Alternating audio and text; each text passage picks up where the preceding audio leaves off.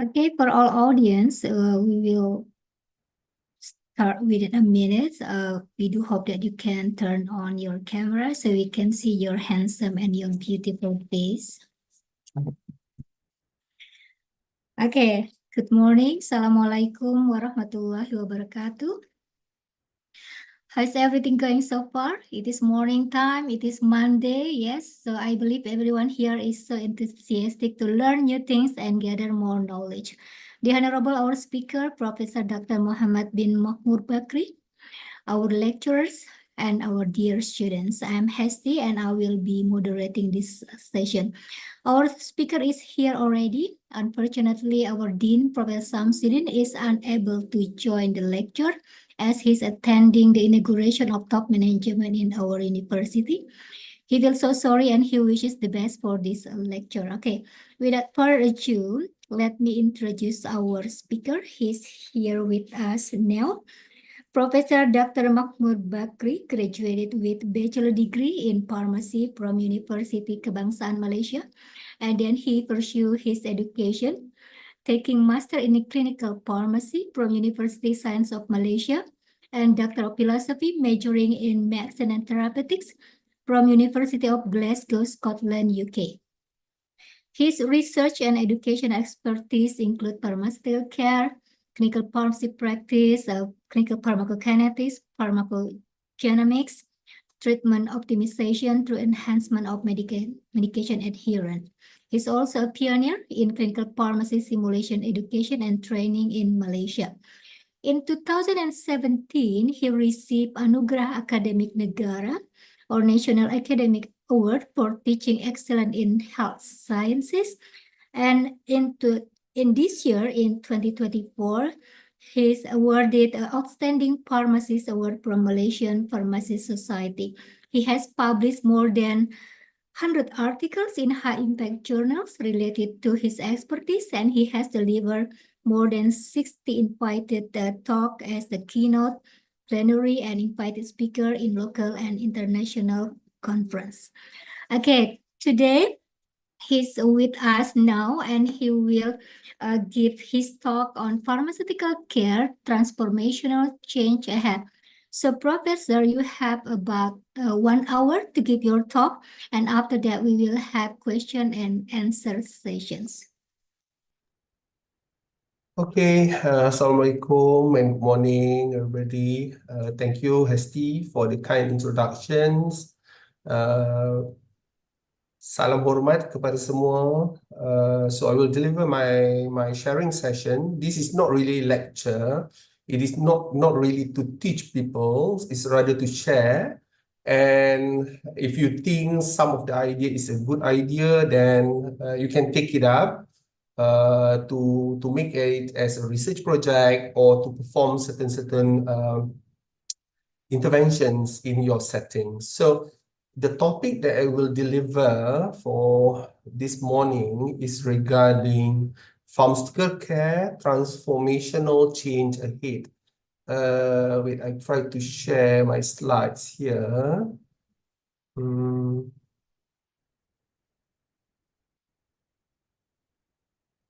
Yeah.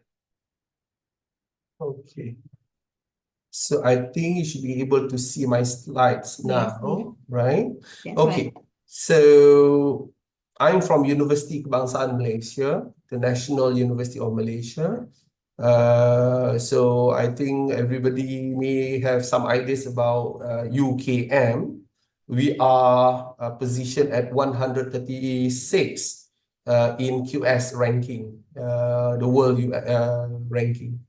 For pharmacy and also for pharmacology, we are ranked at position 100 to 150 in the world. So we are targeting to be the top 100 QS for pharmacy and pharmacology in the world for the next coming years. Okay, so before I go to the detail of pharmaceutical care transformations, so these are the things that I think everybody are aware where there is a change in pharmacy practice. So previously, when we talk about pharmacy, we are most common known as chemists. right? So that is how people look at pharmacies earlier. So our main function at that time was just maintaining storage and distribution of medications. And the pharmacies are usually just dealing with formulations and compounding. Then it changed to what we can see currently. There is a lot of community type of pharmacy practice, all the apotheke, primary and hospital, but most of us are still working in silos, meaning the hospital pharmacy doing their own things, the apotheke, the community pharmacy doing their own things. They are not really communicating so much other than just the prescription. Okay, so their communication language is only prescriptions between the two, hospital and also the community pharmacy. It's not really about the patient's condition per se. Service are difficult to assess across various settings, meaning that if I go to the hospital, I get different service. I go to the apotheke, the community pharmacy, I get different services. Yeah, because their capacity, the number of people working in the community pharmacy and also the hospital having a different numbers. Information is shared between organizations, within organization, meaning if a patient working, if there is a ward pharmacies, the ward pharmacies can communicate with outpatient department in the same hospital. So it is just within organizations. It is people see pharmacies as dispenser and also healthcare providers. We manage acute and chronic care, and still we are talking about volume, meaning how many that we can serve. So how many patients that we get to manage. So that is what currently happen. If we talk about the future, the community pharmacy, the primary care, hospital have to work together. So hopefully anything happen in the apotheker, the community pharmacy, it is easily communicate with the hospital side. If let's say patient discharged from the hospital, they should be easily communicated with the apotheke if they are having any problems. Service are across from hospital to home. Information is shared across system, meaning everybody can access to the same system. Pharmacists have to be seen as trusted medication expert and educators in a team. We manage acute, chronic, and also now preventive care, meaning vaccinations, promoting healthy lifestyle have to come to the pharmacy also. And it is no longer just volume, but it's value and evidence-based.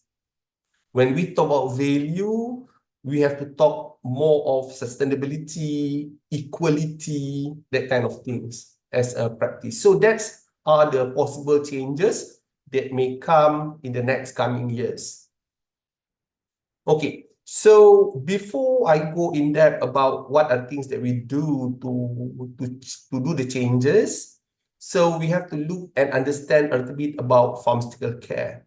So pharmaceutical care, by definition, is the responsible provisions of drug therapy for the purpose of achieving definite outcomes that improve a patient quality of life.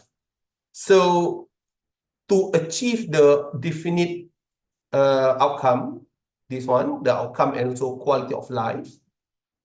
So these are the contribution factor. We have to know about the medicinal products, drug characteristics, obviously. We have to have a pharmaceutical skills that is about drug informations, compounding, clinical pharmacokinetic, and etc. Pharmacies that provide the care, that is our pharmaceutical care. We need to see patient or customer needs, and also we need to fulfill the doctor needs. So put all this together, then hopefully we can achieve the outcome and also quality of life. So all these have to be together in pharmaceutical care. It cannot just the pharmacist want to do something, but the doctor don't require that. The pharmacist want to do something up here, pharmaceutical care, but it is not something needed by the patients. So we have to make sure all these are in tandem. So all these have to be together so that we can achieve what the best outcome for the patient. Okay, so why we need to adapt and transform into pharmaceutical care?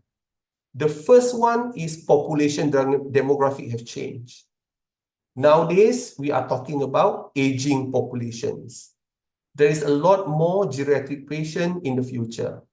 So our practice have to change geared towards this new populations profile or demographic profile. So more geriatric will be targeted in our services in the future. In 2017, people start to talk about fourth industrial revolutions, the 4IR. So technology and digitalization of health is the in things where I think everybody have to play a very important role to transform their services by incorporating technology and digitalizations. Technology and digitalization shouldn't replace the pharmacies. We have to make sure these technology are supportive to our services, make our service more efficient. The next one is about government policy and budget. This is also another big influence to our future practice. I think everybody now, in every part of the world, we are talking about budget constraint. Every country having budget issues because our population keep growing, but the ministry budget for health is not really increasing as much as how our population have increased. There's a lot of new and novel treatment that are coming to the market. Previously, we don't talk a lot on biologics, biosimilars, but nowadays, this is the things. Even people are talking about precision medicine. We are talking about targeted therapy and whatnot. So the practice also should go towards this.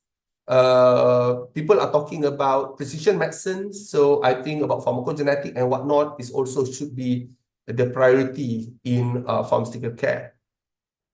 And the last but not least is where healthcare provider works, how we work. This is another things that we need to look at. Usually nowadays we want to make it a bit faster, a little bit seamless. So the pharmaceutical care that we have been practicing for quite some time, we want to think about how we can improve that with the support of technology and whatnot. Okay, so these are the possible gaps in pharmaceutical care. I just give some example here because I will use most of the research project that we conducted in UKM under my quality management of medicine research group. What we are doing here based on the gaps that we see in pharmaceutical care. So I will use example as Malaysia as our what we call that just an example. So it might be applied in any parts of the world. So we can look at the setting meaning hospital, all the facilities. We are looking at roles of pharmacy in primary care and transitional care. Transitional care meaning after the patient discharged from the hospital, who take care about the patient actually? What is the role of the pharmacist taking care of the patient after discharge from the hospital? I understand in many countries like in Malaysia also, after patient discharge from the hospital, usually this will be taken up by the primary care clinic in the community. And it's still covered by the medical doctors, right? The primary care usually run by the medical doctors. So how about our community pharmacy or apotheker? Can they take certain tasks to help in this transition care? Meaning after patient go out from the hospital, can the pharmacist play a role in that particular function? So that's what we are looking at also. Choice. how we making choice, what is value-based pharmacotherapy, in terms of personalized medicine. So we are looking about choice, how we decide treatment and whatnot. Then after we get the choice, meaning after we give the treatment, the next issues that usually come is about drug-related problems. So we look at special population or illness, how we can identify drug-related problems, how we can suggest what we call that the preventive method, how the solution for DRP as fast as possible. So we develop a lot of tools to identify, prevent, also to solve drug problems. So that is under DRP. And the last part, subset under DRP, is adherence. So we're looking at unique influence factor on adherence and how we can enhance the adherence through unique or novel interventions. So these are the things that we are looking at, how we can transform our pharmaceutical care in the future. So the first part of the transformation, as I mentioned to you about the settings. So this is a paper that we published earlier in 2021. We are actually trying to enhance the role of pharmacists in Malaysia. So we did a study on locating community pharmacies surrounding Malaysia. Where are they located? And we are looking at population density also surrounding the pharmacy. So in the photo that you see now, the red color is actually where a community pharmacy is located. And we can map about population density, and we can calculate how much, how many is the coverage look like. So meaning in the future, if people want to open their new apotheker or community pharmacy, they can look at this map and they can decide which location they should they open their new branch or whatever it is. So this is the heat map when we look at about density of all healthcare facilities. So this is not just the pharmacies. Just now is the pharmacies, and this is everybody, public clinics, the doctors, the hospital and whatnot, that can offer minor ailments. These are clinics that offer minor ailments that we map it. You can see again, it dents the red color in a big city. If you compare with this one, you can see this one on the Sabah Sarawak side, you can see there is quite a good numbers of community pharmacy here, the red color here. But when you look at the overall service provided by private and public clinic on minor ailments, it's not that much. So what advantage that we have here? Because there's a lot of pharmacies here and there, so we can enhance this. So if other people don't want to take this particular service, why not the pharmacist is the one who take this chance to manage minor ailments for the community, rather than let other people do it? Because we are present in many places, but that services have not been offered. Why not we offer that? So that's what we are looking at here. So we can now we can promote this to the pharmacies, that the pharmacies should take charge on minor ailment services for the public. But it is not as easy as I mentioned to you. You can see just now the density of pharmacies is a lot, but the service provider is not that many for minor ailments. What is the reason behind? So another study that we conducted, so we found out that in this particular survey, the red color arrow that I show you, these are the issues need to be need to be solved so that the pharmacies can lead minor ailment services in Malaysia. So it is not the pharmacy don't want to run the services, it's rather they may be lack of knowledge how to run, they may be lack of patient information, they lack of suitable training and whatnot. So this is the area that I think we need to enhance. We need to educate our pharmacists first. Then the next step, we can expand the services to the public more on minor ailments. Okay, again, this is another study that we do, looking at, again, the knowledge and also minor ailments, where they want to visit. So you can see that there is a significant numbers of people putting pharmacists not at a high, like a very high knowledge compared to the, what we call that, the doctor.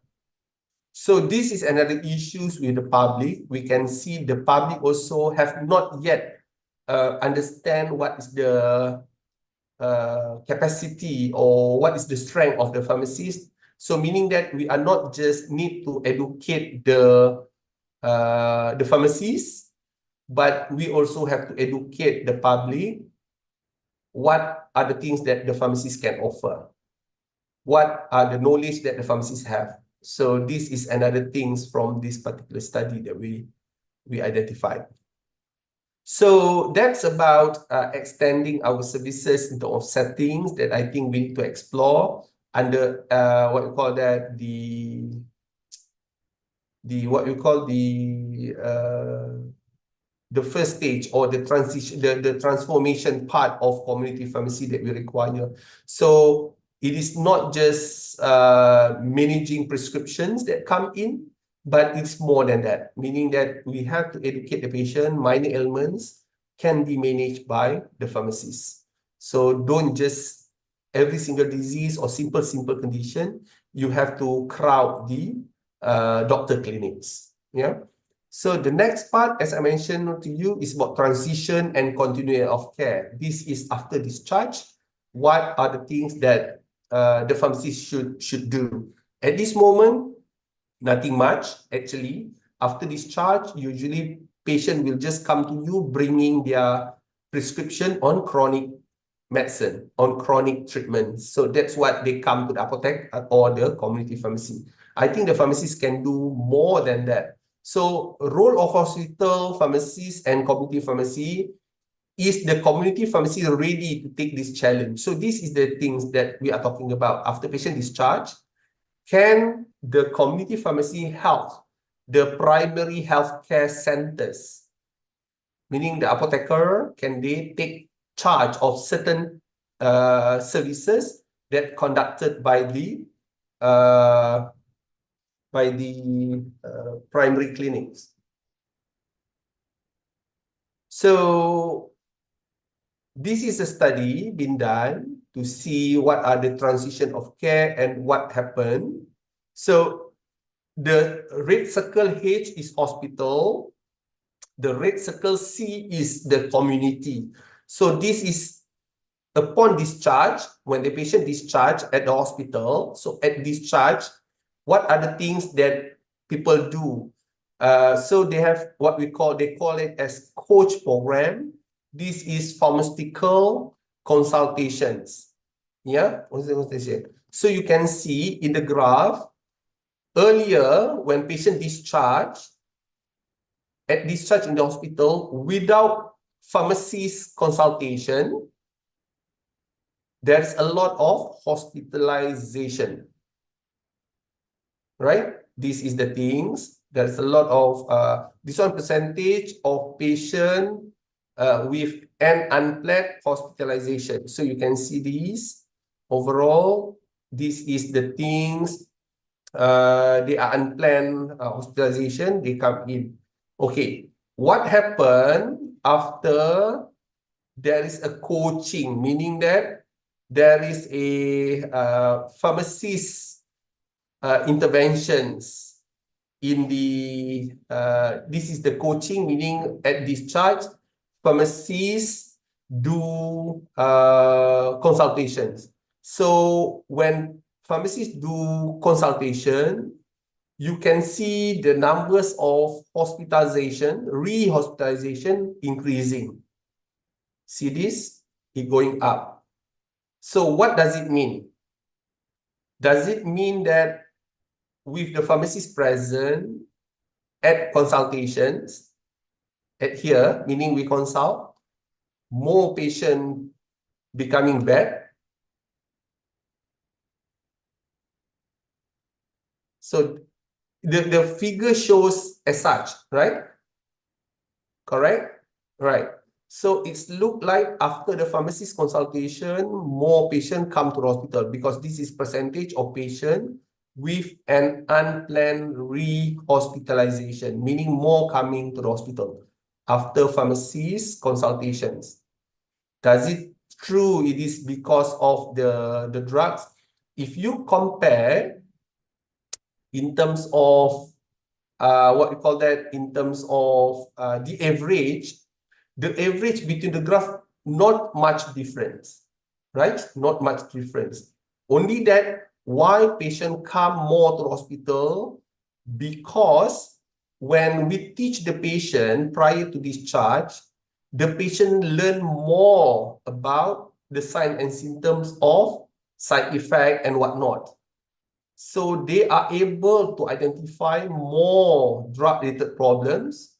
That's where they come and visit the hospital again and be managed properly. If not, actually they already have a lot of problems at home, but they never come to the hospital and get proper management. So this is what the graph tells us. So they come in because their awareness about signs and symptoms of medication is much more, they know better. So that's why that means that the pharmaceutical consultation give a good knowledge to the patient, and hopefully with that good knowledge, they can identify their problem early, they come to the hospital, and meaning they get treatment earlier, then they should be able to manage themselves. So again, this is another type of intervention being given to the patient also at the point of discharge, meaning prior to discharge, we consult the patient first, everything about the medication that they are using.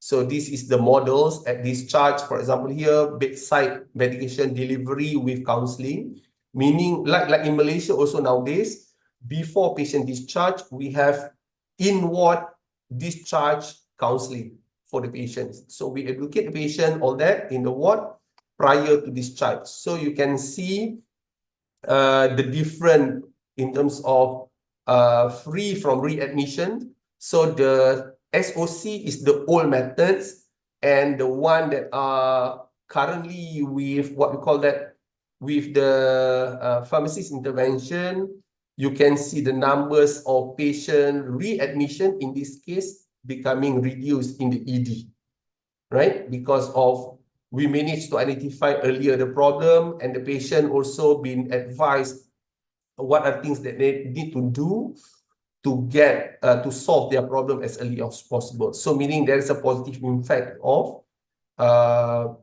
pharmacist intervention at discharge. This is another systematic review being done. So you can see there is a lot of intervention being done, like access with medications, clinic visit, home visit, phone call, and whatnot being provided by the pharmacist after discharge.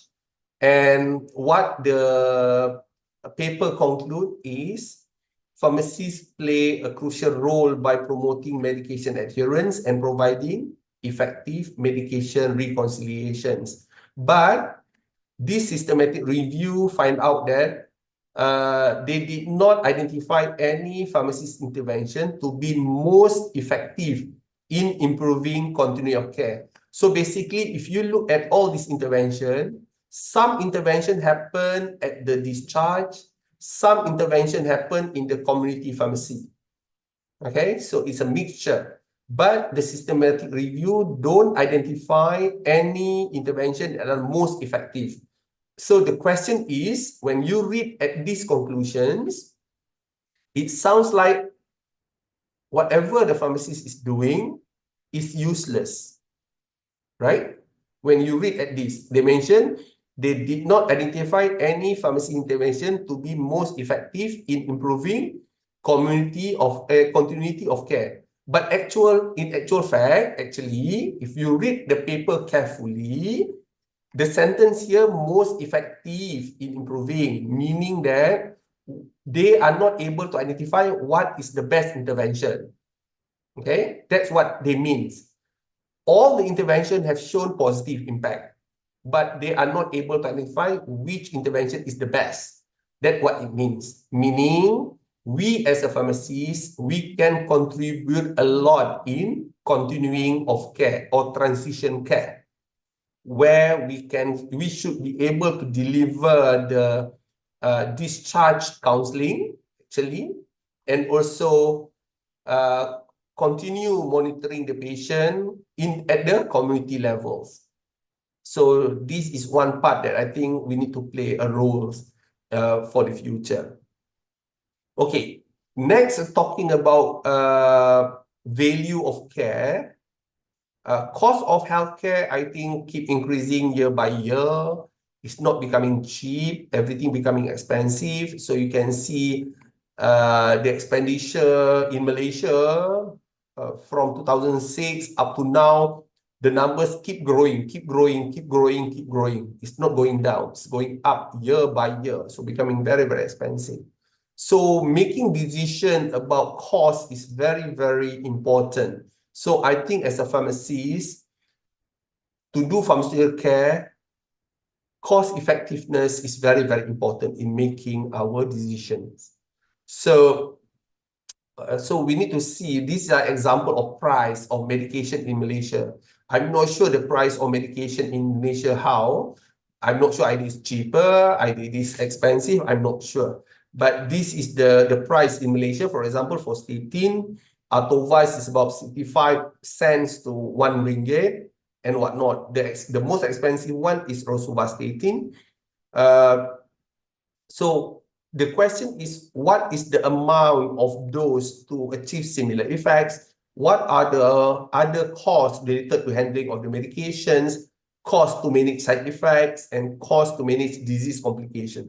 So all these have to be considered in pharmaceutical care interventions, right? So we conduct a study that questions either this is an example of the study we conduct related to cost effectiveness.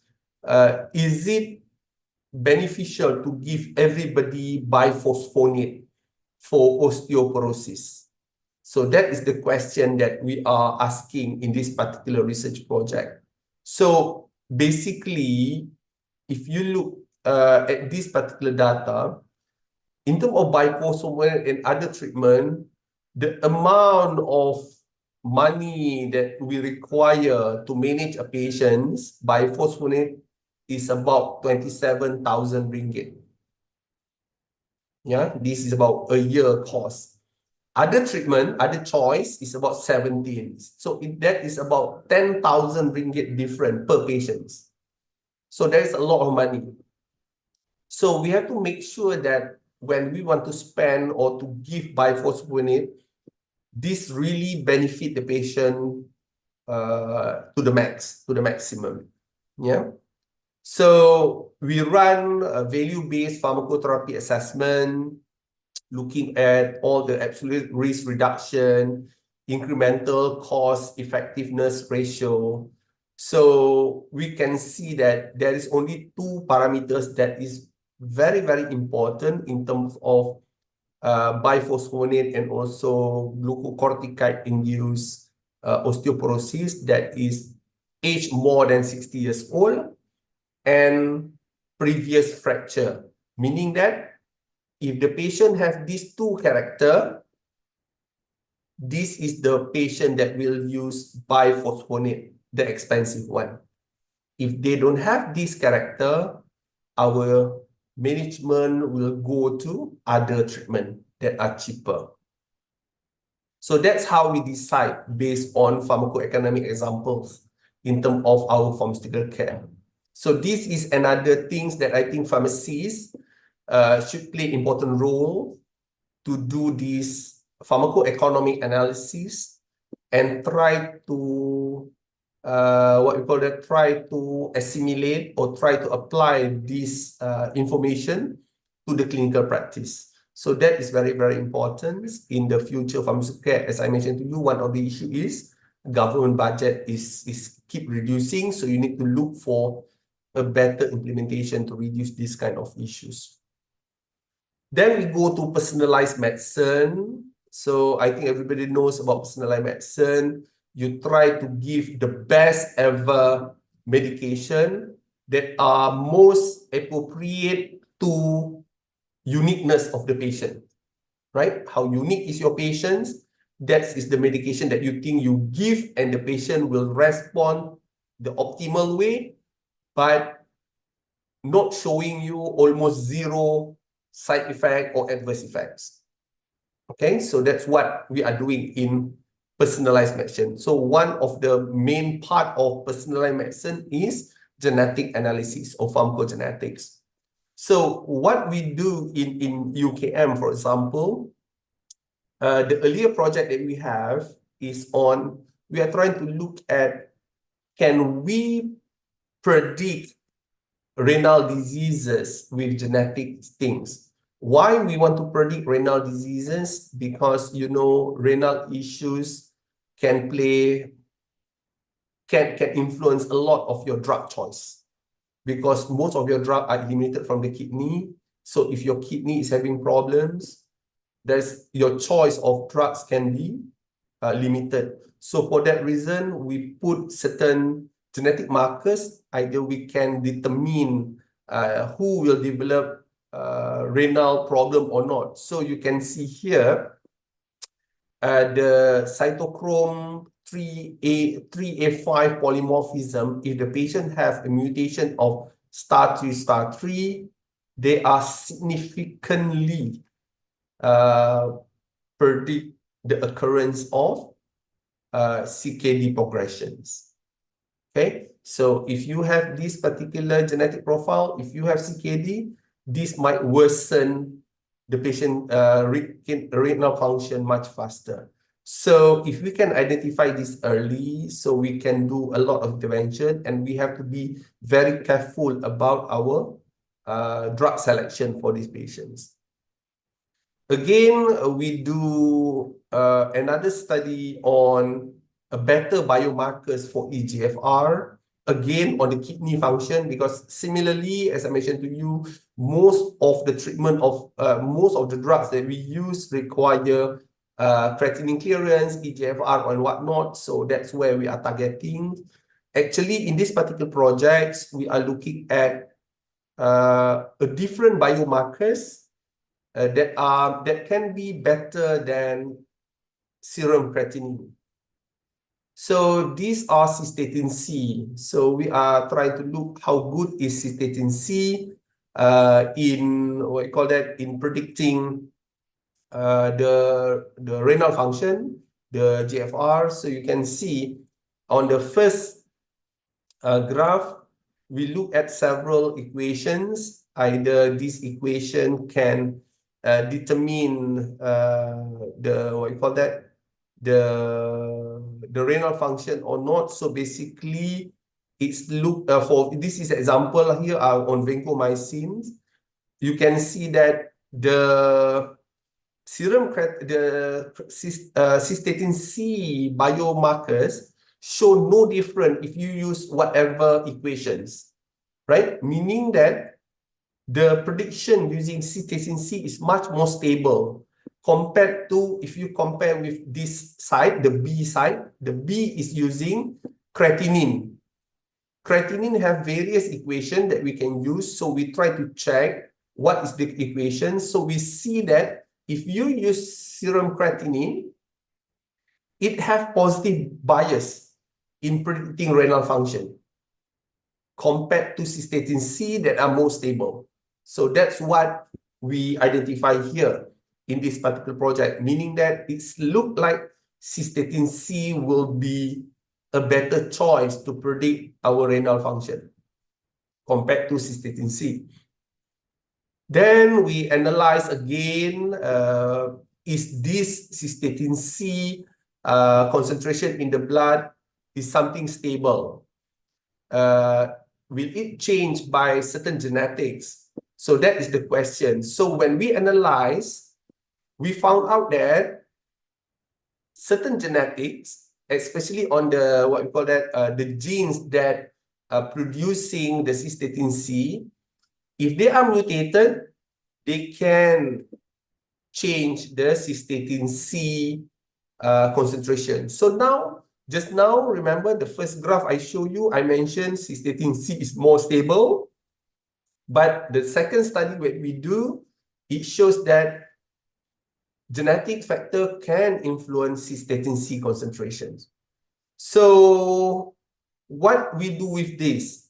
What next we do actually, we have designed an equations to determine EGFR based on cystatin C, but incorporating genetics indicator in the equation. So we hope that by using these genetic methods or personalized medicine, we can further determine the renal function much more accurate compared to just using simple cystatin C. So that will help us as a pharmacist doing pharmaceutical care intervention or drug dosing. We can do that much more accurate. We also did a few other studies in looking at certain genetic profile and try to determine how to change anesthetic agent used in pediatric patients. So again, we found out that certain genetic mutations can influence the blood pressure of baby neonates while in the operation theater. Right, so these baby are all being treated with remifentanil and also propofol. So we found out that they have changes, drop in BP.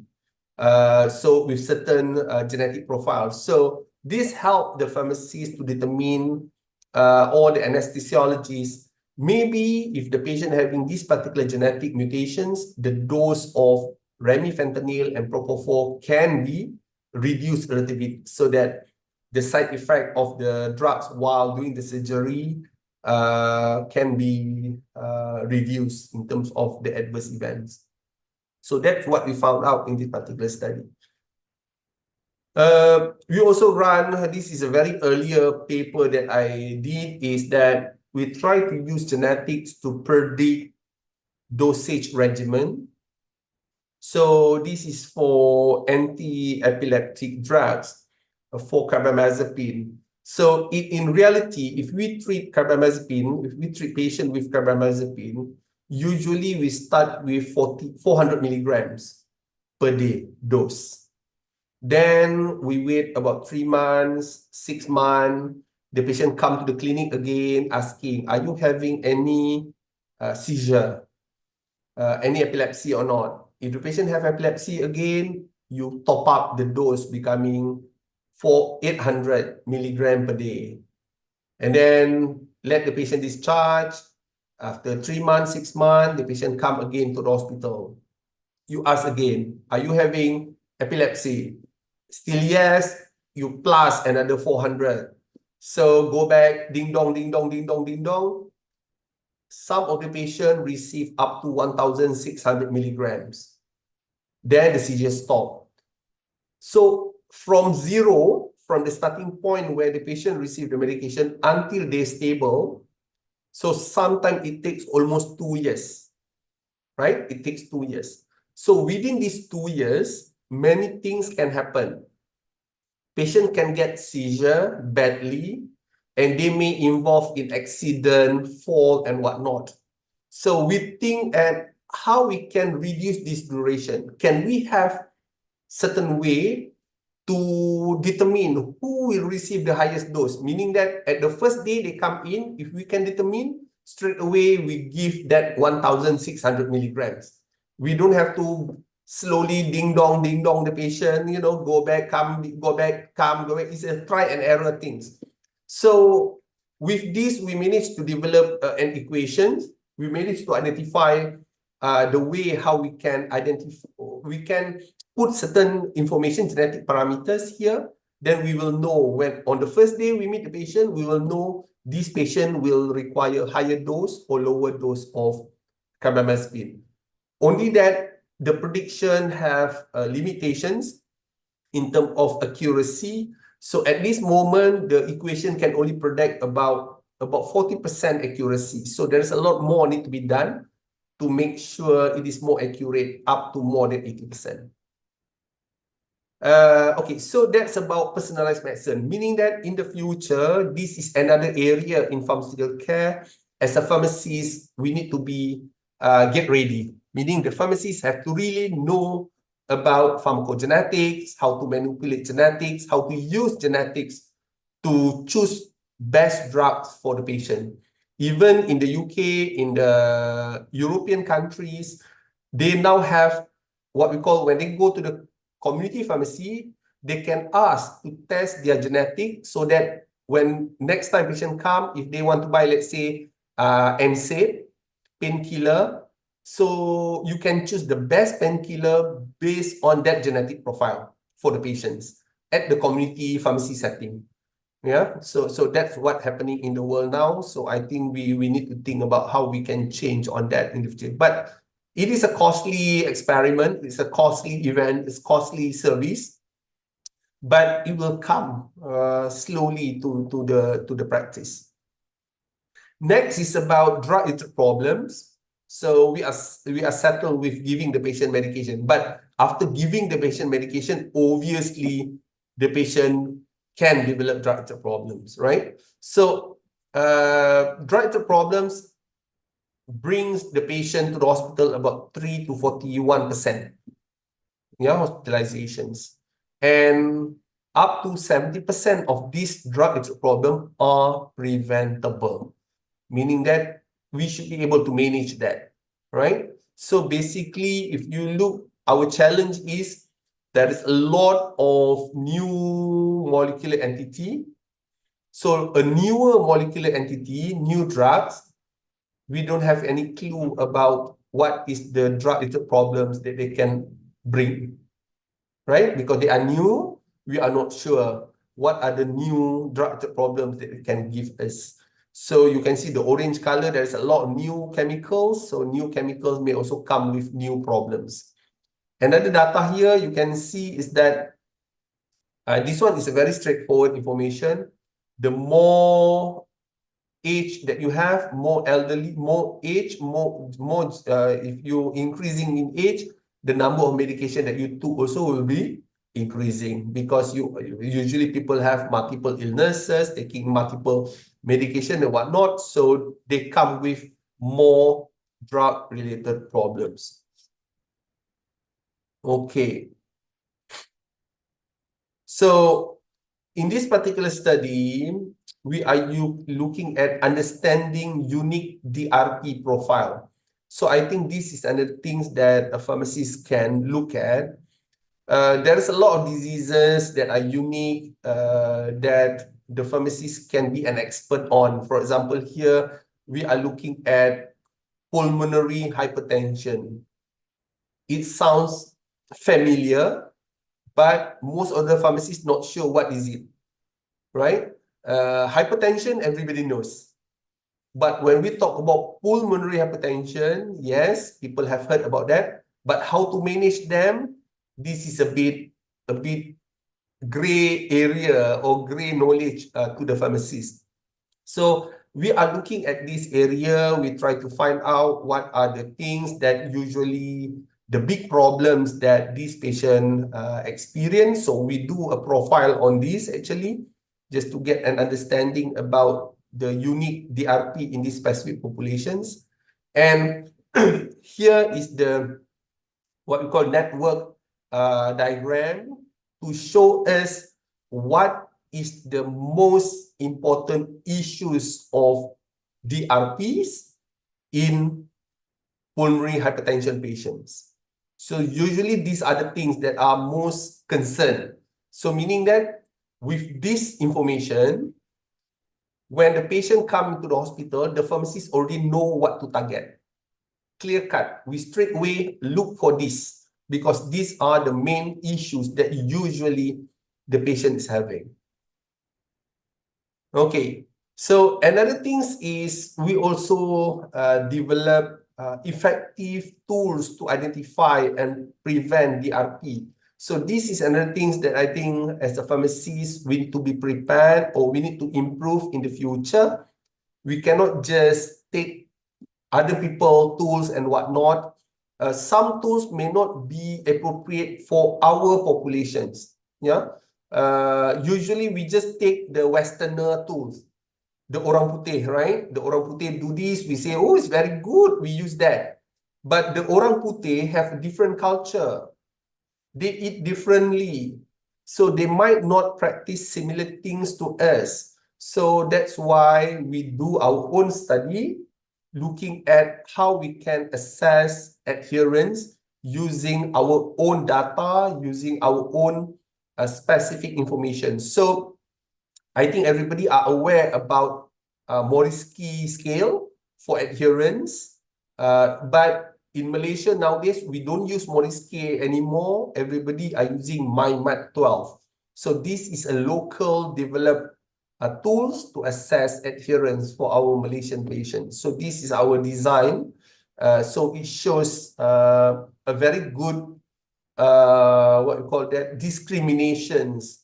You can see it can clearly separate between obviously adherence levels, and also how about the HbA1c performance, and also pharmacy subjective assessment. So this is a very interesting tools to be used to identify either the patient is adhere or not to the medications.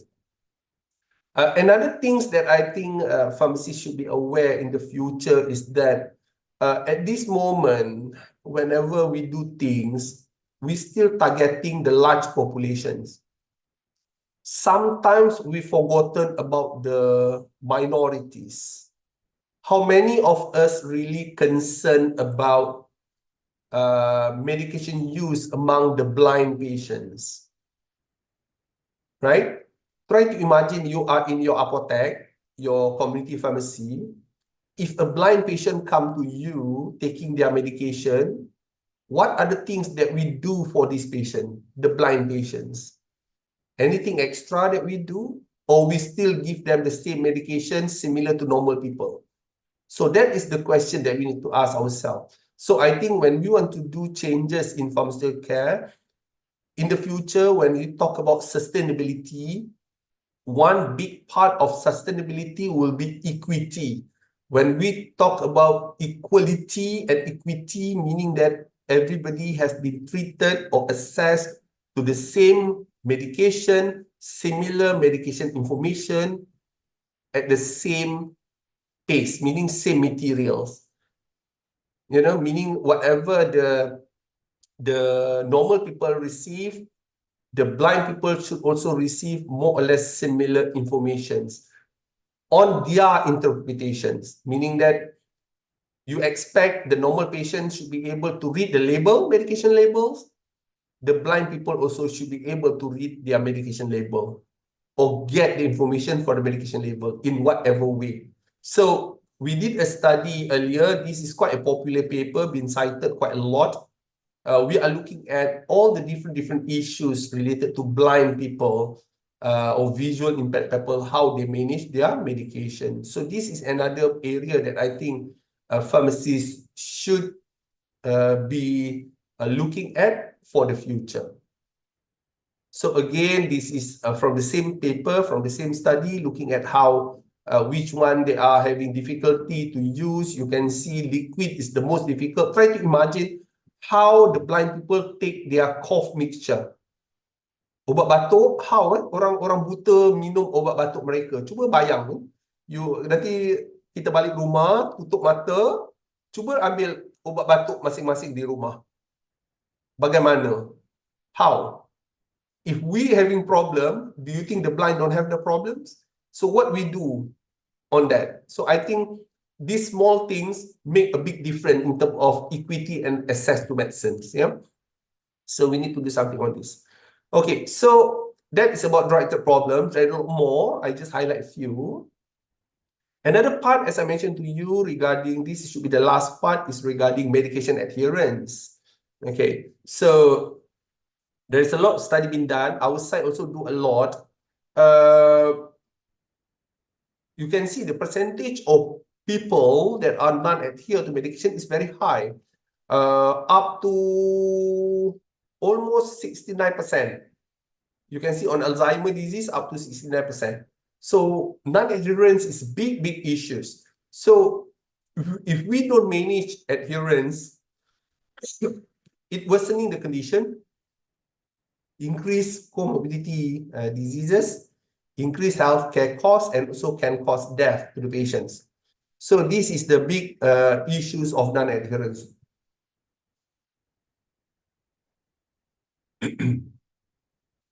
So this is the earlier study that we are looking at regarding adherence. Okay, this is another transformation that I mentioned to you. Earlier, we are just becoming a dispenser, dispense the medication to the patients, and bye-bye. Then we talk about educations, right? We give counseling and whatnot. But now, a community pharmacist should become a health hub. A health hub, meaning that we are the hub where everybody can come and get consultation about anything about health. So one of them is CAM. We are not, as a pharmacist, obviously, we are not promoting CAM, complementary and alternative medicines. But we have to advise the patient a proper way how to use the CAM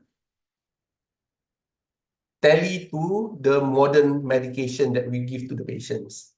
So we found out that in this particular study that we do in 2021, patient who took the CAM is higher becoming non-adherence to our medications because they feels complementary, all the herbal and whatnot is much more safer to them.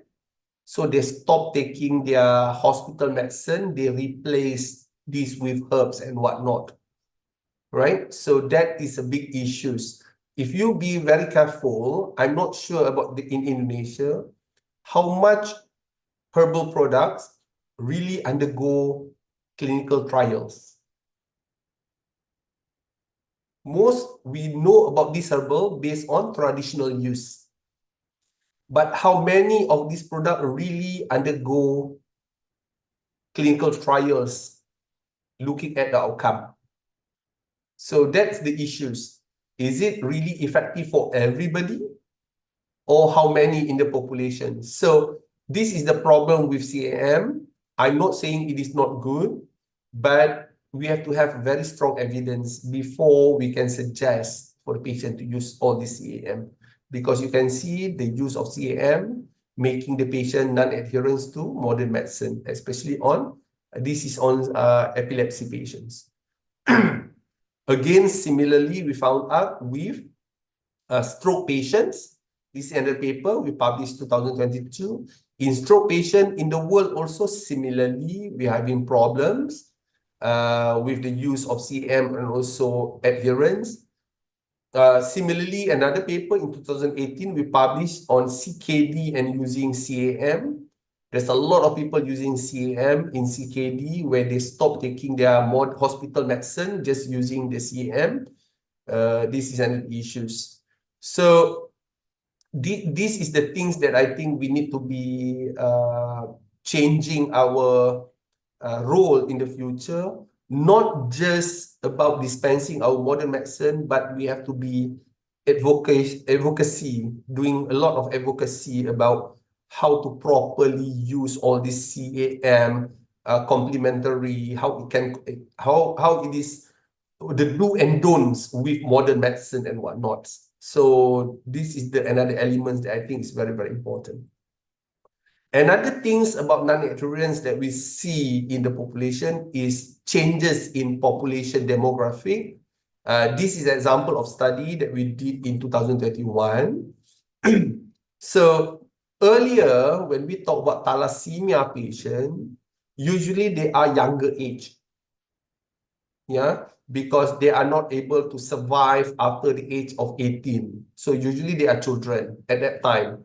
So nowadays, because of the new treatment availability and whatnot, most of these thalassemia patients survive to adulthood, meaning they survive becoming adult. So when they are children, their medication intake been influenced by the caregiver or the parents. But nowadays, when they change to adult, they are the one who responsible on their own medications. So we did this study is to understand what is the difference between these two population behavior in terms of taking medications. Because the counseling that previously we give to thalassemic patients is rather to the parent. But nowadays, you have to give the counseling for adult patient with thalassemia. So the counseling will be a little bit different because the children is much easy for you to control. But the adult can be a bit difficult to control because they can make their own decisions.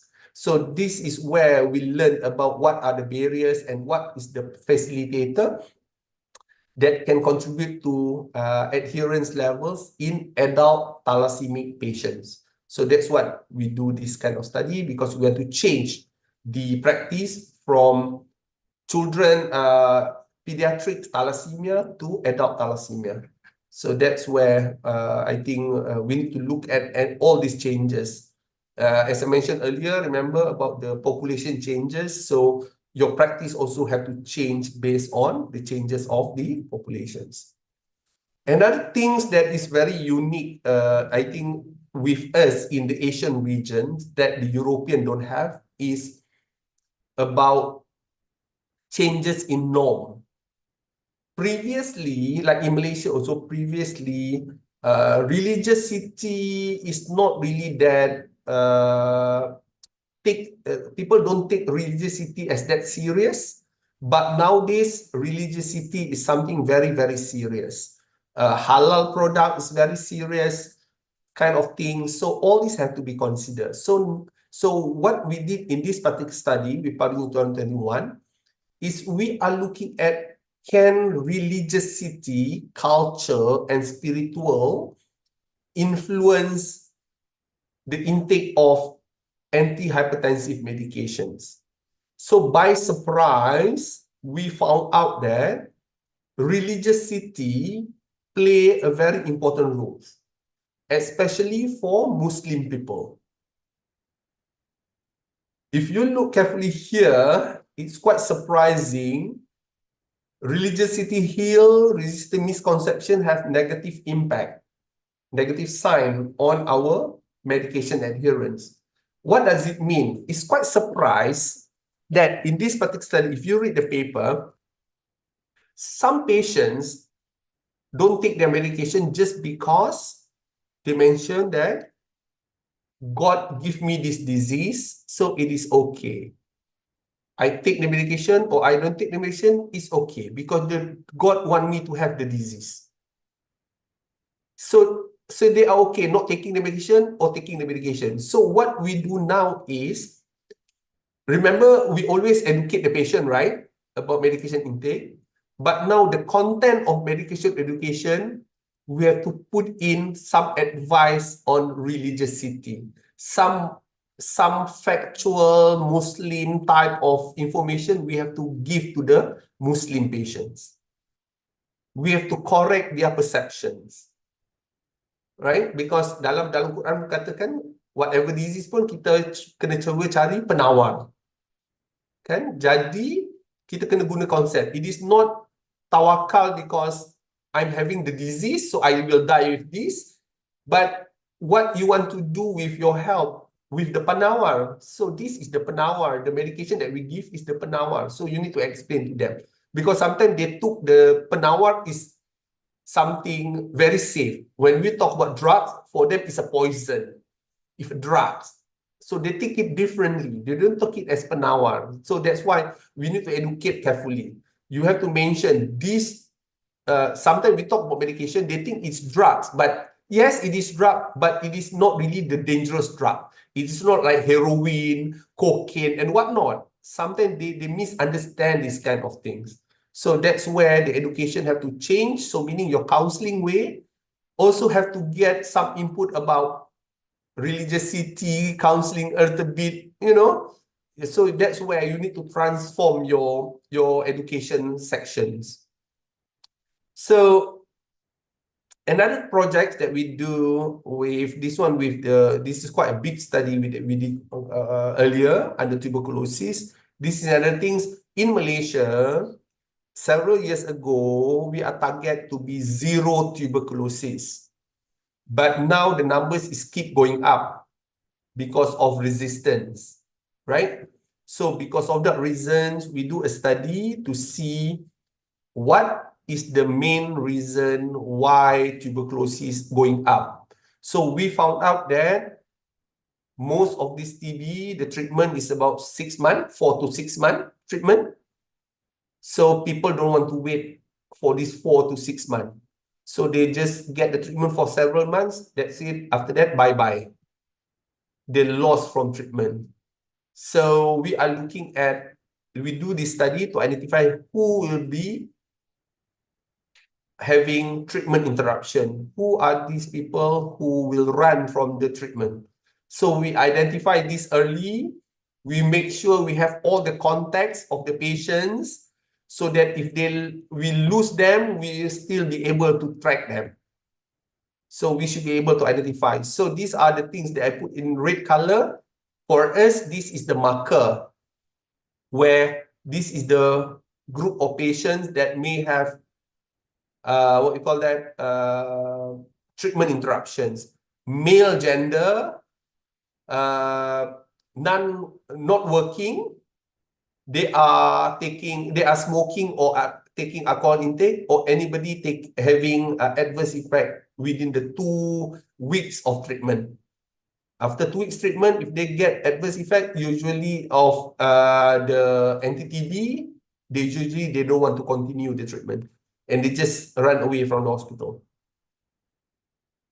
So another thing is this is about adherence. Just now it's about educations, who you should target and whatnot. So these are the new things that we do. So the next one is just to share with everybody. Currently in Malaysia, we have more than 1,500 clinics run by pharmacists. These are clinics by pharmacists. We have anticoagulant clinics, chronic kidney disease clinic, hepatitis B clinic, heart failure, renal treatment, respiratory, retroviral disease, and thalassemia. These are all clinics conducted by pharmacists in Malaysia. The highest will be diabetes, obviously. So you can see up to 892 clinics in Malaysia run by pharmacists on diabetes mellitus. So these are the number of patients that the pharmacists see in the clinics. So we get about more than 50,000 patients per year. So this one is the most popular one. As usual, diabetes is the highest disease. So meaning that this is the highest clinic that we get. So it's almost 40,000 patients go to our diabetes clinic every year. So these are the clinics that we run in Malaysia. So the problem is the clinic really effective? So that is the question. So what we did is we try to improve the clinic running. At this moment, the patient have to come every month. Every month, they have to go to the pharmacist clinic to review their medication, to check how they perform, how was the disease control and whatnot. So for us, that can be difficult for the patients because they have to travel every single month. So what we did is we designed another what we call intervention that require every 3 months visit. So 3 months, once visit. It's not monthly anymore. So the PEPP, this is the new visit, the new methods. The control is the old method. So you can see that if we use the PEP, the HbA1c control better. So similar here, you can see the HbA1c, the sugar level drops much more significant. Although the frequency of visit is only every 3 months. Okay, so our question is it the visit is very important to control the sugar level or what? So it's look like it's not the visit frequency, it is the content. So when the patients see you, what are the things that we do in the patients? In the previous protocol, most common, we just talk to the patients. You know, we educate. So it's look like talking too much is not good. So what we did in this particular transformation that you can see here, what we do is everything have to be in pictorial, illustrations, and there's a game. It's an interaction session. For example, you can advise them in terms of food intake. You say, okay, eat this less, eat this more, eat this less, eat this more, right? But in our session, we don't tell them eat more, eat less. We give them a plate in front of them, and then we have a photo of food, ask them to pick, okay, if you, let's say you take your lunch, how will you take your lunch? Show us. So they will pick a bit of rice, a bit of chicken. So it's more practical. If we ask them how you keep your insulin at home, usually they just explain. Now we don't ask them to explain. We give them a refrigerator. Show us where you will put your insulin. So they will open the refrigerator, put it somewhere in the middle part of it or in the lower part, you know. Then we can teach them where you should put your refrigerator. So it's a practical things rather than just tell. Okay, it's becoming so boring. So it's more interactions, more interactive, right? We give photo, ask them to move around, you know, certain things. So that's what we did. So that's make the patient remember more because we do a lot of practical compared to the earlier methods. So if you want to know in detail, you can see this paper. In this paper, you should be able to get it. Okay, so another issues with the intervention is that this is another thing is quite interesting. We found out the pharmacists in some situation they are not really engaging with the patients. Usually, when they start working on their first year, they are very motivated, talk nicely, you know, have a good intention, very like asking the patient, okay, you have to try this. Right? After a few months, they becoming, okay, what's the problem? Okay, you need to know about this is, okay. Okay, bye. The interaction is not nice. There is no good engagement between the pharmacist and also the patients. So we did a study as this one, we asked the patients, you know, we asked the patient, what do you think about the pharmacy? So every time they go to see the pharmacy, they go out, we ask them, what is the problem with this? What is the problem with this? So they tell us a lot of story. So that's where we think these are the areas that the pharmacists need to improve, especially this one, establish rapport. You have to make sure that your patient really comfortable with you before you start to do your educations, because they will tell you a lot of problems. Then you can settle slowly. They can try to help them to solve the problem. If you are not friendly enough to them, they will not be able to tell you every single problem that they have. Meaning that you will not be able to solve most of the problems. And towards the end, you are not solving anything. So that's why interactions or engagement between pharmacists and also the patient should be there. So that's need to be improved. Okay, another things is these are all digital things that we are trying nowadays. So we are trying to look for digital apps for AIDS patients, one of the clinics that we have in Malaysia. So we are looking at digital apps, how digital apps can help in patients. At this moment, we don't see much. It don't show that, what you call that, the single apps alone. You see the graph up here, this one, this one, if you can see my arrow. The single approach, meaning if you use digital apps alone, it will not help. Okay, so you need to combine digital apps and non-apps, meaning your counseling is still very important. After the patient is discharged, your apps can also support that. Okay, so both have to come. It is not like so solely what we call that, dependent on the technology. That's why I mentioned to you earlier. Use the technology to support our service. It's not use the technology to replace our service. It's two different things. Similarly, we also publish few papers on digital apps on diabetes patient management. So you can see here the digital apps can help in terms of sugar level control, obviously, right? But again, how this approach been done is it is in combinations between counseling and also apps to support. So basically, what I want to say, this is the future also in what we call it, pharmaceutical care, digital health, telehealth, telepharmacy is the way to go to put together or to combine with our current services. So sometimes patient travel quite sometimes can patient to come to your hospital also takes hours, macet and whatnot, right? So why not they stay at home? You just communicate with them through FaceTime and whatnot to ask them any problem with them. If there is no medication problem, then that's why the patient should come. Sometimes the patient come, travel quite sometimes, 3 hours, 4 hours.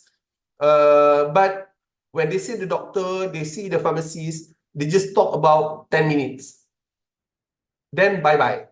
So is it worth to travel 6 hours, go and back, and just to talk to you for 10 minutes? So I think that should be replaced by online methods. So basically, all in all, this is my conclusions. So when we talk about future directions or transformation ahead, we need to think about how to extend the care zone.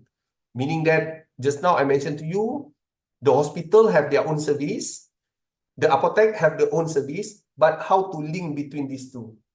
What are the services that pharmacists can provide between these two? So this is the transitional care that I think pharmacists should take care. Either the community take some part of it and sharing with the hospital. So you need to communicate. Then practice value-based pharmacotherapy. So these other things we need to think about how to incorporate value-based in our decision making. Personalized medicine about pharmacometric, pharmacogenetics in our decision making. This is also coming to the future in pharmaceutical care. Reprofiling drug-related problem for new populations. Just now I mentioned for elderly patients, for like thalassaemic patient that now changed to adult. Maybe there is a lot more patients that coming in because when we talk elderly, there is a lot of special subset of patients that come out. And forgotten illnesses. Sometimes we miss this kind of, like in Malaysia, we forgot about tuberculosis. And now we are panicking again. So we need to do risk assessment tools, how to intervene, and how we can use digitalization to help in this. And the last but not least is connectivity, about how we connect everybody using digital technology, AI, and also digital health in our services.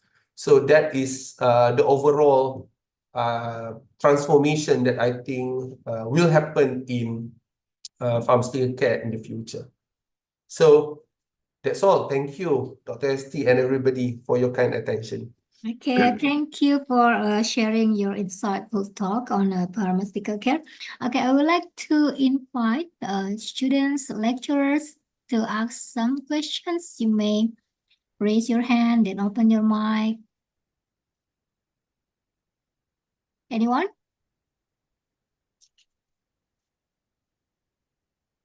Yes, Patrice.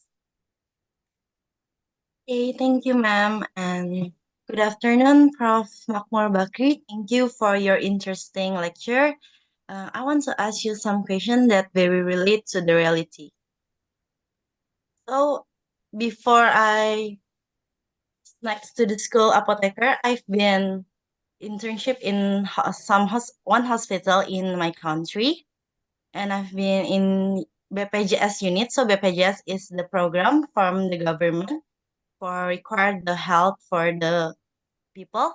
And I want to ask you, because of the lot of poor population, it impacts to the lot of patient in my hospital. And some of pharmaceutical care is kind too hard to do properly or based on the standard. Because I've met one patient that it's not patient enough for waiting for the medicine. And when the medicine is come out from the boxes of the pharmacy station, the patient just want to take the medicines and want to go home. And the patient didn't want to hear our information or some good information for them. So as the apotheker, what act or what the best act to take for that patient? Okay. Thank you, Patrice, for the questions. This is, I think, everybody have more or less similar challenges. That's why we have to know the reason behind why the patients don't want to listen to us. That is the question that we need to ask first. Why? We cannot just blame the patients, you know. Sometimes we just blame other people because they just want to run from us, whatever. But we have to really understand what they understand about us. Does the patient really understand the role of pharmacists? Do they really know about the function of pharmacists? Do they have a good trust on your knowledge as a pharmacist? All these need to be built first, right? You try to imagine in Malaysia, for example, I just give you some examples. The clinics that we have, try to imagine people have to come 12 times a year, right? And to see the pharmacist. Why I need to see the pharmacist for 12 times? But I only see the doctor every 3 months. But the patients still come. Remember, we have about more than 50,000 patients that still come. Why is that? Because the educations, the promotion that we do about pharmacy profession have to be there. The public have to really know about our role and what is our capacity. If they don't have that trust, or they're still having lack of knowledge about us, what we can do, that's where they feel like, why should I listen to you? So I think at a university levels, this is one big, what we call it, big task or big opportunity also. Sometimes challenges can be changed to opportunity. Why not, for example, University Pancasila, maybe you want to have, for example, a pharmacy awareness day that you are open to the public, make exhibition on the shopping mall or whatnot, just to promote about the profession of pharmacists, what the pharmacists can do. That is one thing. One thing is you need to make this a bit slowly, because I know the pressure, the pressure to the patient also, because when they come in, the pharmacist is the last person that they see. If you are aware, in the hospital or anywhere, the last person that they see will be the pharmacist. So they go to the hospital, see the doctor, whatever, they get the prescription. Towards the end, they see the pharmacist. Last, they see the pharmacist, okay, they go back. So they have spent a lot of time in other places. They are not aware, they are not really spending time in the pharmacist. But they take as a whole, they have spent time a lot. So you are the last one that they see, then they don't think they want to spend more time. That's why they want to run away very, very fast. Right? Yeah. So that is the big issue. So I think one, as I mentioned, promotion is very important. Promotion is very important. If not, we try to do other things. For example, try to use a written method, a small notes for them, just to try to, what we call that, give advice, simple advice. Like, for example, if you dispense the medication, so this is a note, please read on this. Just talk about, please take your medication as instructed. Some medication may give you side effect and whatnot. Please communicate with us again if you have this. If they don't want to listen, so pass them that. They go back, either they throw it or not. That is another story. The important thing, you do some things just to bridge the timing, because you don't have the time to talk. So you give them, staple them with the medication. Hopefully they will read them at the home. Then they can see slowly what are the helps that you try to bring on the table, meaning what are the helps that you try to give them. So slowly, I think the public will understand better about our professions, so they will listen to us. So similar, I tell you, about 10 years ago in Malaysia, similarly, patient just go to you, scream, fast. I need my medication, bye, right? So this takes time. Yeah, education is very important. We need to educate the public slowly. Like yourself, I believe you are a student. So I just wonder, what is your advocacy? Like here, there's many students, right? You have your housing area. You have your neighbor.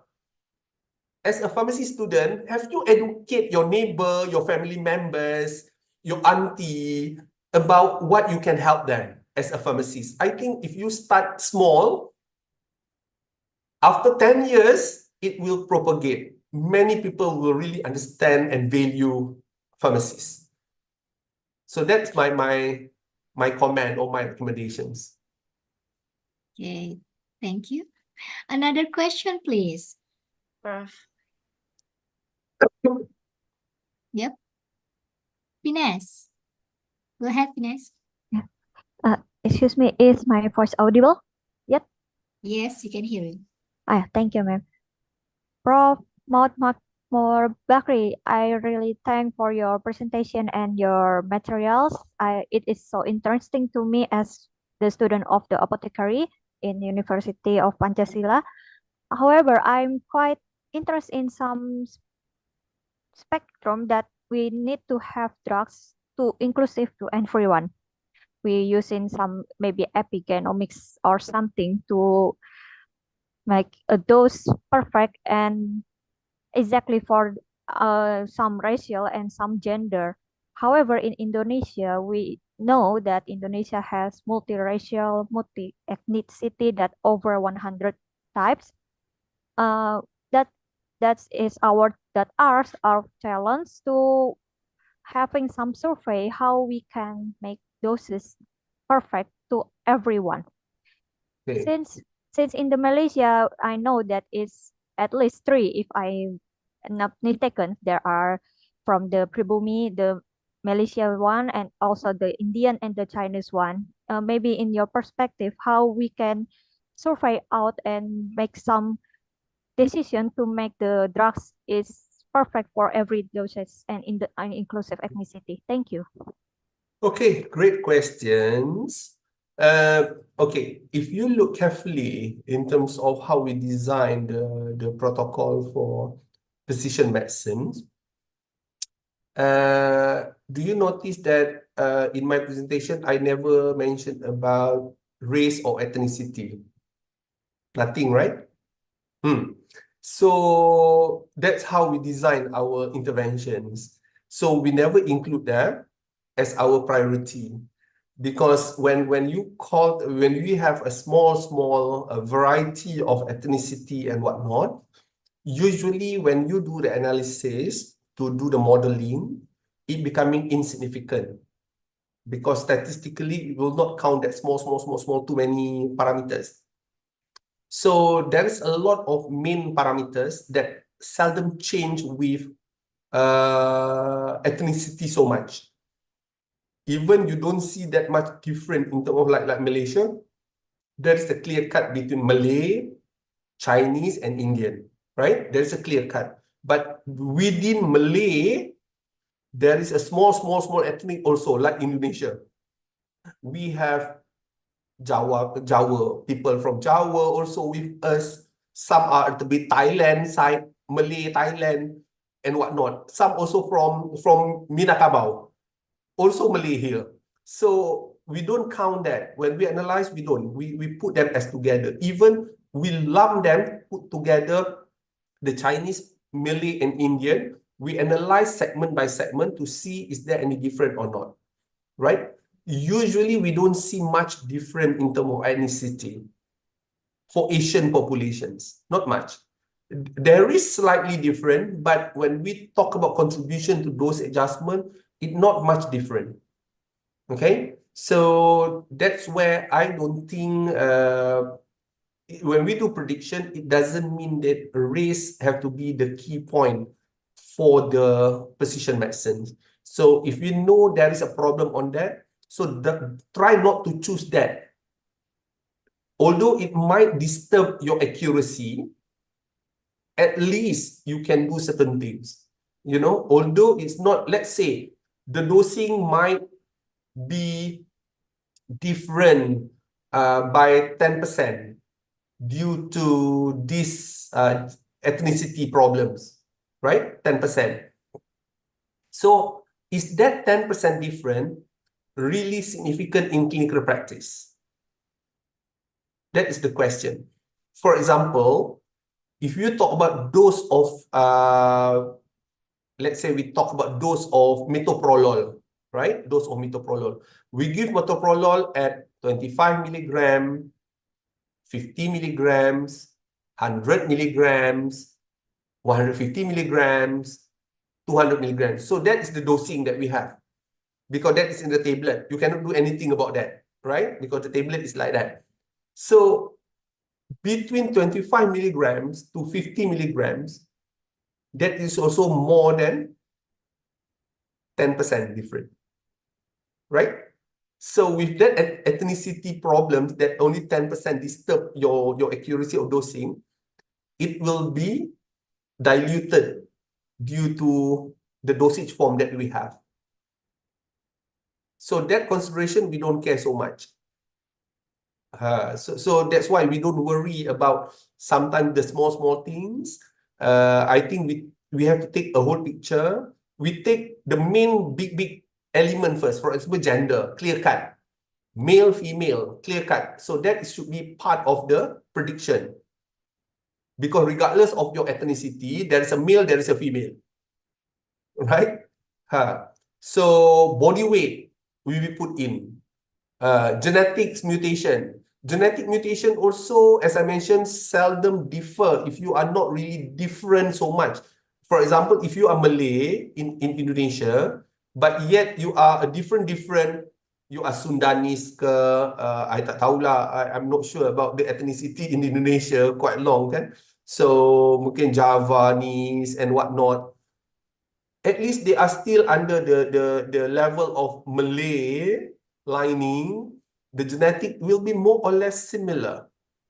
It will not show much unless like between Malay and Chinese, maybe there is here and there.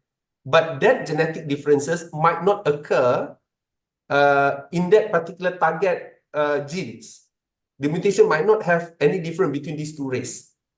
Unless you are clear-cut, like you are African, you are the Western, it is so far from us, then it's different. Because our Asian region, we are mixing blood, you know, we are married each other, we never know our ancestry, kan? Kita punya datuk moyang dulu, kita tak kenal, kan? Dia orang ni kahwin, lari sini, pergi sini, kahwin sana, kahwin sini, so dia campur. So everybody have the gene actually. So itu keadaannya lah. Jadi so in that case, to try to make the precision medicine, we try to go for the general parameter first, then we go to the unique parameter just to make it much more accurate. Example that I give just now, between serum creatinine in cystatin C, right? We have shown that cystatin C is much accurate. Okay, so next step is we try to make it much more accurate. We look at genetics, either it can predict much more accurate or not. Yes, it can. But it is not wrong if I just use cystatin C without the genetic parameter. Because it is already better than the serum creatinine. Right? Okay. Thank Thank you. you so much, Prof. Okay, another question from lecturers maybe, or from students. Okay, Safira first, and then after that, Novia. Safira. Okay, thank you, Ms. Hasti. Good afternoon, sir. First, thank you so much for the great presentation. Uh, okay, sir. So I would ask about the personalized medicine. So you have talked earlier about the personalized medicine, right? So, uh, I am still a little bit confused about the personalized medicine here because I'm sorry if I am not mistaken. Every prescription is coming from the doctors, right? So I am still confused about the role of pharmacists here because for almost the medicine comes from the doctors. So basically, the doctors choose the medication for the patients for some medications. So here, my question is, what is exactly our role for the personalized medicine so we can improve patients' healthcare and other things like that? Because I found it that the personalized medicine is quite interesting because we can improve the health from our patients. So based on patient's body, that's quite interesting. So my question is that, sir, what we can do to enforce the treatment or the medication we can do for our patients. Thank you so much, sir. All right. Okay, good questions. Uh, it depends on health systems of the country. Okay, it depends on every single country have different health system. Different health system, it can be different practice. Okay, so that's the whole idea first. Okay, so we have to be aware about that. So what been practiced in Malaysia may be slightly different in Indonesia. Okay, just to share with you, I'm a pharmacist, right? But I'm also a critical care pharmacist because in the university where I'm working at this moment, UKM, we have two hospitals owned by us. So we have Hospital University Kebangsaan Malaysia and Hospital Pakar Kanak-Kanak, UKM. So we have two hospitals. So what is my role in the ICU? Okay. What is the difference between the doctors and also the pharmacists? So when I go to the hospital, what the doctor will do is, okay, the doctor will, in the morning, will go walk around, the doctor, the pharmacist, all of us will go walk around, see the patients. Okay. Then the doctor will suggest, for example, okay, the patient is having MRSA infections, so I would like to start the patient on antibiotics. So based on these, I think we should start the patient on vancomycin. Okay, so the doctor will say, okay, I want to start vancomycin. The usual dose is about 1,000 milligrams every 12 hours. So that's what the recommendation by the doctor. We as a pharmacist, I can make that more accurate for the patients. So I can suggest to the doctor, okay, you are suggesting about 1,000 milligrams Q12 hours, but the patient is having renal failure and the albumin of the patient is such a thing. So based on my calculations, so I think the best dose will be vancomycin, 750 milligrams every 12 hours. So that's where the pharmacists function here in Malaysia. So we can advise, even we can write in the medical record, what is our suggestion to the doctor. So usually the doctor will follow our advice in terms of kinetic adjustment because clinical pharmacokinetic advice is actually subset under precision medicines, just to make sure that the dose or being given appropriate for the patient organ functions. Yeah. So that's the current. So I think it depends on how many pharmacists that is available to support the system. That is one thing also. In Malaysia, it's been slightly different compared to Indonesia. Indonesia, a lot of apotheker, right? Community. Here in Malaysia, it's the other way around. Most of the pharmacists in the hospital. Try to imagine. I just wonder, you can guess or not. I want to ask Shafira. You try to guess. Hospital Kuala Lumpur have 1,000 bed. It's a big hospital. They have 1,000 bed. Shafira, try to guess how many pharmacies that you think available in that hospital. I think there will be 5 or 10, Huh? 5 to 10. 10 Yeah, pharmacies for 1,000 bed, right? maybe. Maybe, I all right. guess. Okay, good guess, good guess. So it's small number, see how you view pharmacies in hospital. But in Hospital Kuala Lumpur, we have 300 pharmacies. So we have 300. 300 meaning every single ward have pharmacies. So all these ward pharmacies is the one who work with the doctors in the ward. So they can advise easily. So that's why we cannot just simply, we cannot compare one country to one country because of, as I mentioned, the health system slightly different. So the challenges slightly different. The need is slightly different. So in Malaysia, pharmacies is so many in the hospital. So from the precision medicine or any intervention can be done is much easy because we are almost one-to-one to the doctor in the hospital. So that is the reason actually. So there's a lot of communication between the doctor and so the pharmacist before we finalize the treatment. So that's where the precision medicine can be meaningful. Even now, we are targeting about screening for mutations for carbamazepine allergy and whatnot, the Stevens-Johnson syndrome with carbamazepine. So now the government are paying some money. So the pharmacist is the one who run this one. And then we'll suggest to the doctor either the patient should receive carbamazepine or not to receive carbamazepine. So that's also can be done. Yeah, that is the scenario. Okay, Shafira? Okay, thank you so much, sir. Okay, now we move to Novier Anthony. Okay, thank you, Dr. Hesti. And thank you also for Professor Mahmur Bakri. Is a really detailed presentation, very interesting.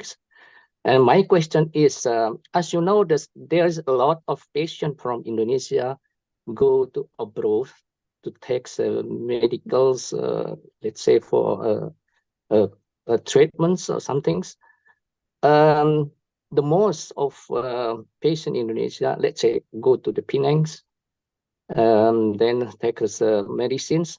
My question is, do you have any data that's like the cross-country can show us? Maybe we want to see that the idea of the patients in Penang and also, I mean, especially the patient from Indonesia.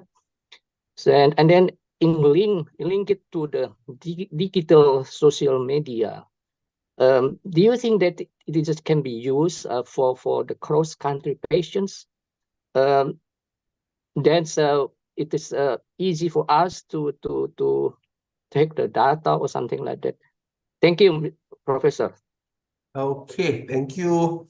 Right, regarding I think this one in the social media is so like making noise, right? A lot of Indonesian patients come to Malaysia for treatment. I'm sorry, I don't have the data.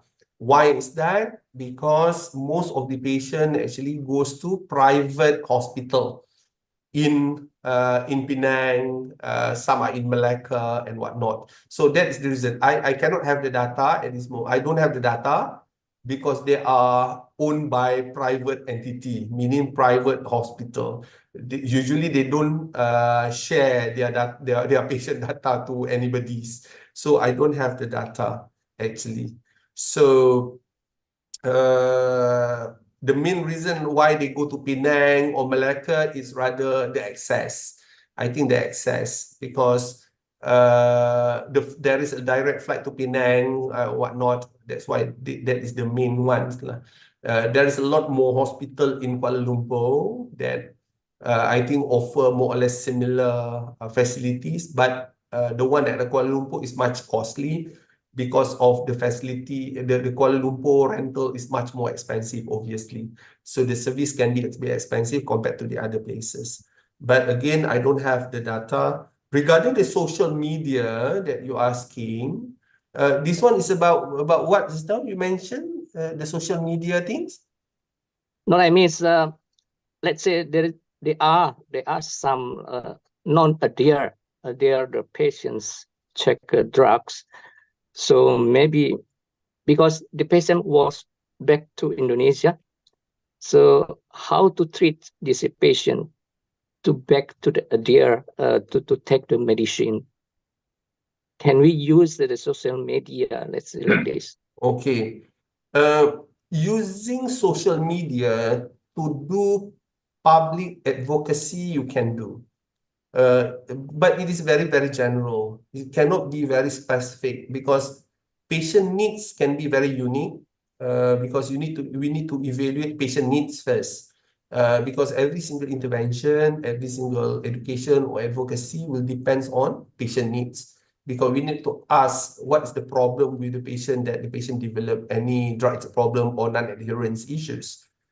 So to do the advocacy or the education on social media can be done, but in general, it might not be targeted specifically. Again, with patients, if they see something very general, they might not feeling that problem is their problems, right? Because it is for the public. So sometimes, just like us, when somebody do an advertisement somewhere, say people are lazy, we don't take that to us. We don't feel that, oh, we are not lazy, right? So similarly, so I think to do social media, obviously you can do a lot of advocacy about medication and whatnot. That's what we are trying to do also with our students nowadays, try to push them, do a lot of awareness, educate the public on this kind of thing on social media, but be very careful. If you use social media, you have to filter the material carefully, because sometimes students are not aware about either that is the right one or the wrong one. They just publish them, then the university having problem. So be very careful about that. If you want to use digital methods like FaceTime for the patient, that's what is okay, because it is very one-to-one type of issues. But make sure there is no recording being done, because I'm worried that can be an issue. People can use that in the recording, because people can cut your movie halfway, make a different story, then it use that against you. So that is another issues with this online or digital tech things. Yeah, that's my response. Okay. Another question, sorry, one question again. Okay. Can you explain what is the regulation in Malaysia if somebody let's say me want to take research what I say that the patient cross country, is it possible that we do as a students, then we get the permitted, let's say from Malaysia authority or something like that? Okay, it can be done. Shouldn't be any problems. Anybody can do research here. But because of the data protections within country, meaning you have to have a researcher on this side also. So both sides have a researcher. Then obviously we need to apply for ethical approvals from any parties. There is a lot of ethical committee here that we can apply. So I think if the ethical approval get a green light on the ethical approval, I believe it is okay. Shouldn't be any problems. Yeah, because I also have conducted few study. For example, we did a study in the Philippines, looking at how we can advance in terms of the antimicrobial stewardship among pharmacists in the Philippines. So we are using their hospital totally, but the research actually being conducted in UKM. But we have our research collaborator on the other side to do the data collection and whatnot. And also they are representing their country. So anything they can discuss, and also they can filter the data prior to publication and whatnot. Yeah. Okay. Thank you, Professor Bakri. Okay, I think the last question we can check from the chat box from Mr. Iqbal. I'm conscious about specialized clinic managed by pharmacists, for example, diabetic clinic, heart disease clinic in Malaysia. So what do those clinic main function, and whether the pharmacists cooperate with medical doctors in managing the patient in those clinics? Okay, good questions.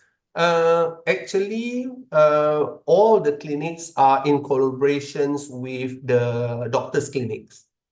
So when we run the clinics, actually, it is a side-by-side clinics. So at least, yeah, in one setting, we have two clinics. So let's say I have a diabetes clinic. So one room is the doctor clinic, and another room is the pharmacist clinic. So usually when they come in, they see the pharmacist first. So if they have any problem with their medication, they talk to the pharmacist first, and then they go to the doctor clinics. So the pharmacist will also write down anything related to the patient, related to medication, and the doctor also will get the notes, what they need to do, right? Sometimes the sugar level is not well controlled. Then when we see when the patient see the pharmacist will interview whatever it is, and then found out this is rather not taking medications. So we'll note that the patient's sugar level is bad, maybe due to non-adherence. So we note that to the doctor. So when the doctor get that, you will see that the doctor will not change their medications. The medication is still the same, and they will return back to the pharmacist asking, okay, please do appropriate education session to the patient to enhance their adherence. So the medication is still the same. Try to imagine if, let's say, the patient see the doctor first. If they see the doctor first, the doctor say, okay, not working, okay, your sugar level under control, okay, I adjust the dose, adjust the drugs, adjust the medication. But in actual fact, it is not because of the medications, right? It is rather the patient not taking the medications. So if you implement them, the patient go back, again, they don't take the medications, you get similar results. So that's why we have that two clinics, always have that two clinics together. Even the pharmacist can jump in and out between the clinics. In some clinics, in HKL, Hospital Kuala Lumpur, in the same room, you see the doctor and the pharmacist together, seeing the patients, talking to the patient at the same time. So that also occur in the model. So the main aim for the pharmacist to be in the hospital is to deal with all sort of drug-related problems. The pharmacist is not dealing with the disease per se. No, we are not. So we are doing anything related to drug-related problem. For example, just now, the disease is not well controlled. So the pharmacists have to question themselves. Is it the patient of non-adherence? If the drug is not working, all the drugs. If the patient develop any adverse effect from the drugs. If the patient having difficulty to swallow the medications. So everything about the drug. So the pharmacist can intervene as early as possible. The disease diagnosis, let the doctor do it. We don't disturb that. So that's how the model is. Yes, I think there is a clear cut, Professor, about actually, you can Google our Ministry of Health facility under pharmacy programs. You can see there is a publications. Under publication, there is a lot of protocol. So you can see there is a MTech, what we call MTech, Medication Therapy Adherence Clinics.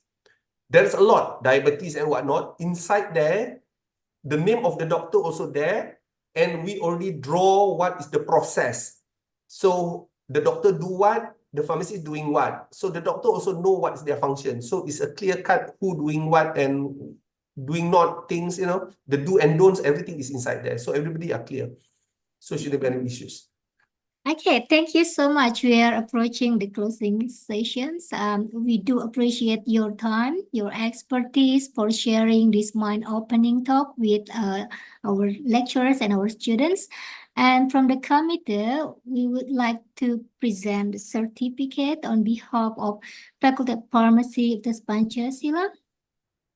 We would like to present the certificate to Professor Muhammad bin Makmur Bakri. as our speaker for the guest lecture today. Thank you so much. Thank We do you. hope that we can meet in person someday, maybe in Jakarta or maybe in Yeah. KL. Hopefully. I will be flying to Jakarta on the 5th, actually. Oh yeah? I will be in Jakarta. I think I will be in Bogor between the 5th to the 8th of September? this month. Because we're This going to Universitas Pertahanan I di see. Depok. Okay. Nah, saya akan berada di situ. Okay. Maybe we will catch up later. Yeah. Okay, thank you so much. And for everybody, thank you for your cooperations. And then enjoy the rest of your day. Thank you. Okay, take care. Bye-bye. Assalamualaikum. Bye. Waalaikumsalam warahmatullahi wabarakatuh.